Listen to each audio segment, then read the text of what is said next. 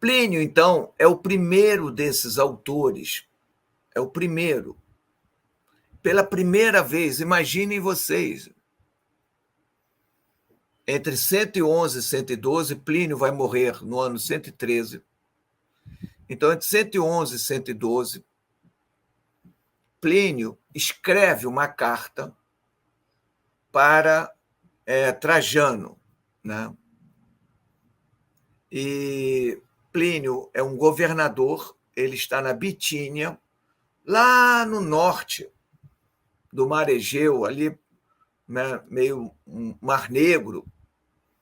Então, ele está lá na Bitínia e está relatando que tem encontrado cristãos ali. E ele está explicando, olha, como eu não participei nunca de um tribunal, etc. e tal, para julgar cristãos, eu estou lá adotando os seguintes critérios. Então, ele diz quais são os critérios. Né? Fulano, você é cristão? Ah, sou cristão. Mas você não abre mão de ser cristão? Não, não abro mão, então vai morrer. Buf, matava. E você? Bom, eu já fui cristão. Então, ele começa a explicar ao imperador o método que ele está usando para lidar com cristãos. Então, já na época de Plínio, parece que o simples fato de ser cristão já é motivo, caso o sujeito lá insista em dizer que é cristão, já é motivo para o cristão morrer. Basta ser cristão que a pena dele já está assinalada. Né? Então vai morrer, manda matar. Quer dizer, é crime ser cristão. Então, por que eu estou chamando Plínio o Jovem, Tácito e Suetônio de desbravadores? Porque pela primeira vez, não antes disso, pela primeira vez, nós somos informados como um não cristão enxerga um cristão. E o primeiro desses autores é Plínio o Jovem, um baita intelectual, um cidadão muito antenado com as elites romanas, as elites italiotas, portanto, da Itália. Esse cara tem acesso a livros, à biblioteca. Em uma das cartas, ele diz: olha, estou lendo aqui Tito Livio. Pô.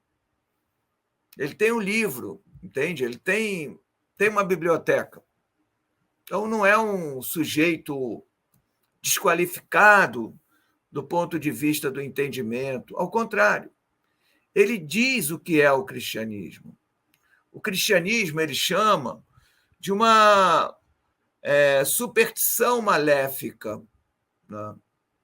De algo muito ruim. Ruim por quê? Porque, em primeiro lugar, se atenta contra a natureza. Ser cristão é um atentado contra a natureza. Por quê? Porque esse cara está conhecendo por informações. Eu também explico de onde vêm essas informações. Ele tem informações prévias. Ele nunca tinha visto um cristão, mas ele sabia que a hora que encontrasse o cristão, ele sabia que não era ali boa bisca, que o indivíduo era alguém que não poderia existir, porque ele praticava atos contra a natureza. Que atos eram esses? Não é? Primeiro, atos incestuosos. Os cristãos tinham relação com os irmãos e irmãs. Então, isso ele está escrevendo, ele fala. A ideia da ágape, do partilhar o pão e o vinho, mas não é o pão e o vinho, é o sangue, é a carne e o sangue de Cristo. Isso é canibalismo, isso é um contrassenso, isso é um atentado. Então, é isso que o cara tem em mente. Vão vendo como é que são as coisas. Eu desconheço, porque nunca vi, sei lá, vou chutar aqui, um budista. Mas, a priori, eu sei que o ser budista, isso é um exemplo grosseiro, não presta. É como é hoje aí, né? Você vai aí ouvir na internet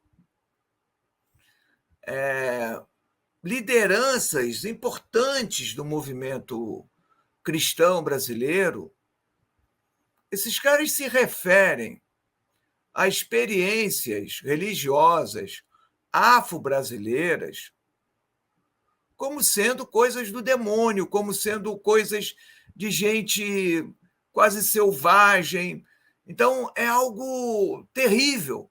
É como se o cara sacasse um papelzinho, um bilhetinho, um cartãozinho, e ali ele já soubesse, sem conhecer, ele já soubesse quem é o outro. Isso Plínio fez. Então, Plínio, previamente, sabia o que ser cristão não era bom. Ele, inclusive, diz que o cristão é um ateu. É um ateu. Por quê? Porque, na medida em que ele nega os deuses romanos, na medida em que ele não reconhece nem presta culto à imagem do imperador, só pode ser um ateu. Por quê? Porque os deuses romanos são tão poderosos que tem um império, pô. Eles garantem um império gigantesco. Então, alguém que atenta contra algo desse, tem religião, tem fé, ele vai dizer, não, não tem. Então, Plínio, pela primeira vez, nos apresenta os cristãos. É um bom contraponto. Né? É a carta 96 do volume 10, ou do livro 10. Né? Então, Plínio é maravilhoso nisso. E você tem a resposta do imperador Trajano. Na verdade, não é um imperador, é um príncipe. Não é? Você tem a resposta de Trajano dizendo a Plínio o que se deve fazer. Ali você tem o primeiro documento oficial emitido pela própria personificação do Estado, do Império, que é o imperador Trajano dizendo o que se deve fazer. Plínio está lá na Bitínia. Ele é governador da Bitínia e do Ponto. Peguem aí, primeira epístola de Pedro, ou a primeira carta de Pedro, né? E vocês vão ver que logo no versículo 1 do capítulo 1 da carta, Pedro, está lá, o autor de Pedro, né? Está lá dizendo aos perseguidos da Bitínia, do Ponto. Então, você tem ali camadas temporais muito, muito ricas, muito interessantes. Né? Dá para você pensar uma datação para um documento cristão dificílimo de ser datado. O triste dessa história é que 99,9999999% dos cristãos creem que foi o apóstolo Pedro quem escreveu a primeira e a segunda epístola de Pedro. Isso é que é triste. Né? Então, a primeira epístola de Pedro já é um documento do iníciozinho ali do século II, ou do final do I, início do II. Segundo Pedro é o documento comumente datado entre 150 e 160. Como o nosso apóstolo Pedro não tem vocação para ser Matusalém, já estava morto há pelo menos pelo menos 100 anos. Mas, de qualquer forma, o primeiro autor a se referir a cristãos, a explicar que procedimentos ele adotou. Deixa eu falar rapidamente. Primeiro procedimento. Amigo, você é cristão? Sou. Se ele por 3 vezes falasse e repetisse que era cristão, já saía dali para morrer. Veja, não tem julgamento. Não tem julgamento. Não, peraí, agora você vai aos tribunais. Não tem julgamento. O senhor é cristão? Sou. Vou repetir. O senhor é cristão? Sou. Olha, vou lhe dar mais uma chance. É cristão? Sou. Pode matar. Já saía dali, já ia para morrer. Segunda situação, o indivíduo dizia, e essa era a dúvida de Plínio, perguntando a Trajano, como é que eu devo proceder? Mas o cara dizia, olha, eu fui cristão, mas hoje eu não sou mais, mas eu fui. Então Plínio falava, tá vendo ali aqueles aromas? Mete fogo nesses aromas aí e faz umas preces aí às nossas divindades.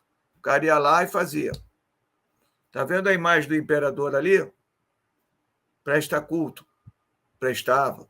Amigão, vai embora. Pode ir embora. E em terceiro caso, né, era se deveria ou não aceitar denúncia anônima.